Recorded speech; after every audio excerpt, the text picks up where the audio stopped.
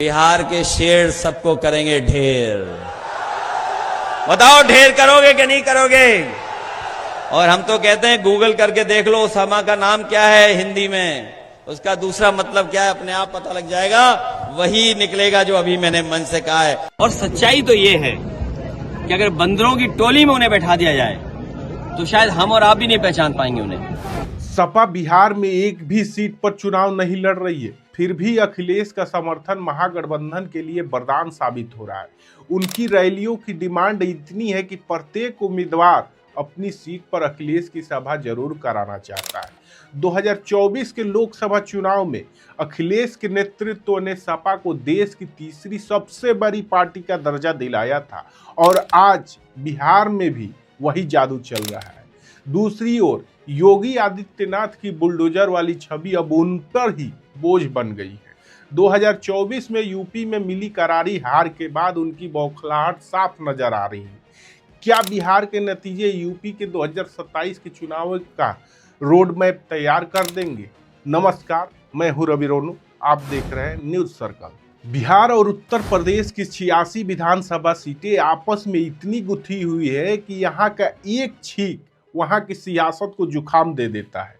UP के पूर्वांचल के जिले महाराजगंज, कुशीनगर, देवरिया, बलिया, गाजीपुर, चंदौली और सोनभद्र और बिहार के 8 जिलों सारण, सिवान, गोपालगंज, पश्चिमी चंपारण, रोहतास, बक्सर, कैमूर से सटी हुई है।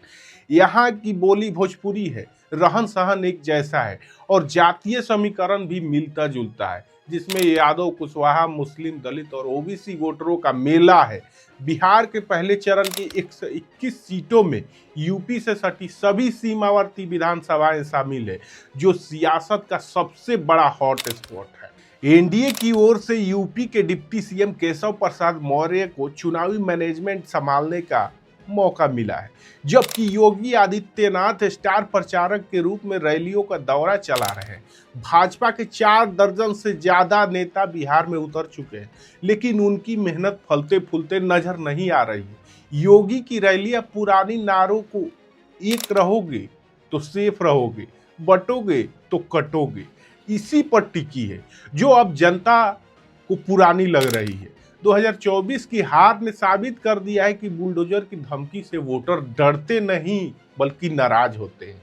योगी की फौज सिवान, छपरा जैसे इलाकों में हिंदू मुस्लिम ध्रुवीकरण करने की कोशिश कर रही है, लेकिन अखिलेश यादव का पीडीए, पिछड़ा दलित अल्पसंख्यक फॉर्मूला इसी का काट बनकर खड़ा है।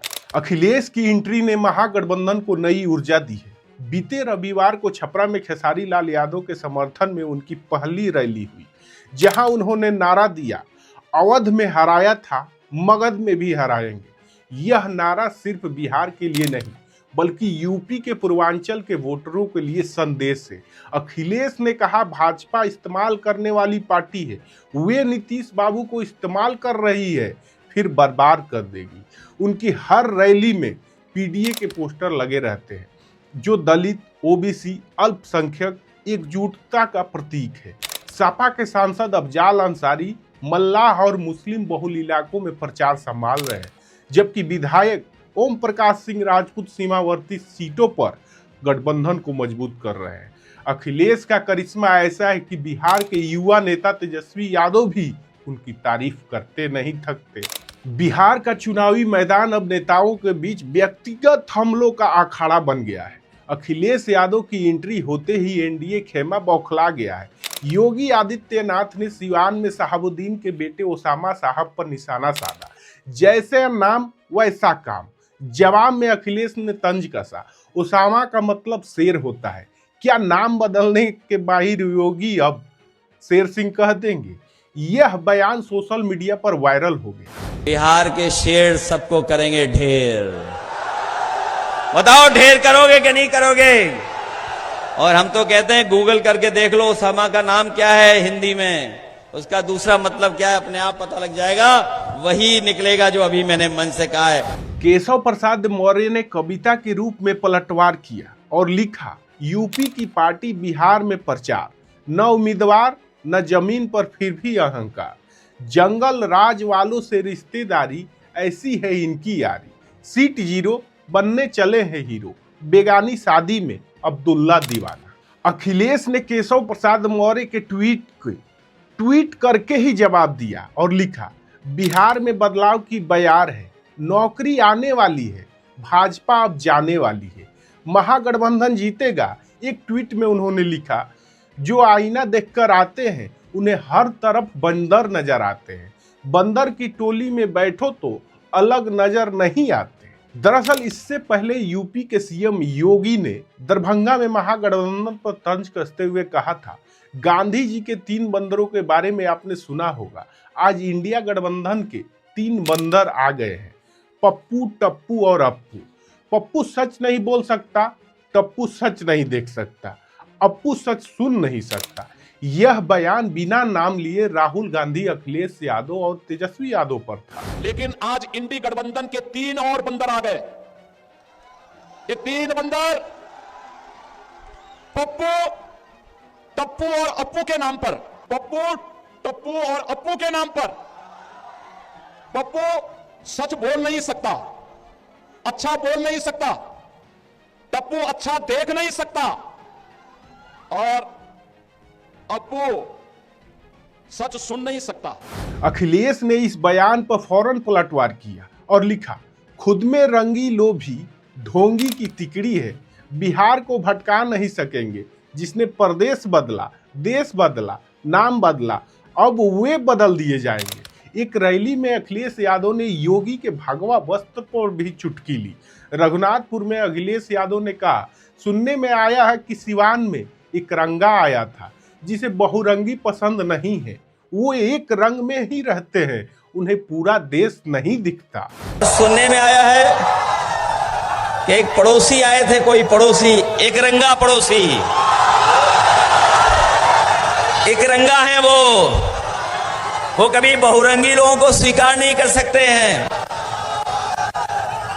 बिहार की ये जंग अब सिर्फ बयानों तक सीमित नहीं है। रघुनाथपुर जैसे हॉट सीट जहां ओसामा साहब चुनाव लड़ रहे हैं, योगी की रैली के बाद अखिलेश वहां पहुंचे, फिर भाजपा ने केशव प्रसाद मौर्य को वहां भेजा। एनडीए का पूरा तंत्र, गृह मंत्री से लेकर स्थानीय प्रशासन यहीं जुटा है। योगी के नारे तालियां तो बटोरते हैं, लेकिन वोटरों का मन जीतने में नाकाम साबित हो रहे हैं। अखिलेश ने योगी पर करारा प्रहार किया और अप्पू टप्पू वाले बयान पर पलटवार किया। अखिलेश यादव ने कहा, भाजपा गप्पू का मामला है, चांद पर जमीन, 15 लाख बैंक में, करोड़ों नौकरियां, सब वादे झूठे निकले। अमेरिका उन्हें डरा रहा है, इसलिए ध्रुवीकरण की रणनीति कर दी है। लेकिन बिहार की जनता एनडीए को नहीं बल्कि समरसता को चुनेगी। और सच्चाई तो ये है कि अगर बंदरों की टोली में उन्हें बैठा दिया जाए तो शायद हम और आप भी नहीं पहचान पाएंगे उन्हें। बोले हम चांद पे प्लॉट दिला देंगे, आपको 15 लाख अकाउंट में पहुंचा देंगे, कितने करोड़ नौकरी दे देंगे। ये अमेरिका से ठोकर खाए हुए लोग हैं, अमेरिका इन्हें डरा रहा है, इसलिए चुनाव में इनके नाकामी पर बहस न हो, इसलिए ये इस तरह की लैंग्वेज कर रहे हैं। इस बीजेपी में बड़े बड़े गप्पू हैं। दरअसल यह बौखलाहट एनडीए और योगी आदित्यनाथ के लिए इसलिए है क्योंकि 2024 के हालिया लोकसभा चुनाव में बीजेपी को सबसे बड़ा धक्का उत्तर प्रदेश में ही लगा था, जहां समाजवादी पार्टी ने योगी आदित्यनाथ के पैरों तले जमीन खिसका दी थी। योगी आदित्यनाथ की बुलडोजर वाली छवि अब यूपी में योगी पर भी भारी पड़ रही है। यदि इस बार मोदी सरकार नीतीश कुमार और चंद्रबाबू नायडू के बैसाखी पर है तो उसकी सबसे बड़ी वजह है योगी आदित्यनाथ। लोकसभा चुनाव के बाद यह चर्चा तेज हो गई थी कि योगी आदित्यनाथ को सीएम की कुर्सी गंवानी पड़ सकती है, लेकिन बीजेपी अपनी किरकिरी होती देख योगी आदित्यनाथ से कुर्सी तो नहीं छीनी, लेकिन योगी आदित्यनाथ को यह डर जरूर सता रहा है कि 2027 में उनकी ये कुर्सी अखिलेश यादव जरूर छीन लेंगे। सियासत की जानकार मानते हैं कि भारतीय जनता पार्टी और समाजवादी पार्टी की रणनीति बिहार से यूपी को एक संदेश देने की बहुत बड़ी कोशिश कर रही है क्योंकि यूपी में 2027 में विधानसभा का चुनाव होना है। बिहार विधानसभा में जिस तरीके से सीएम योगी और अखिलेश यादव के बीच जुबानी जंग जारी है, उससे साफ है कि यूपी के सियासी समीकरण साधने के दाव बिहार से चला जा रहा है।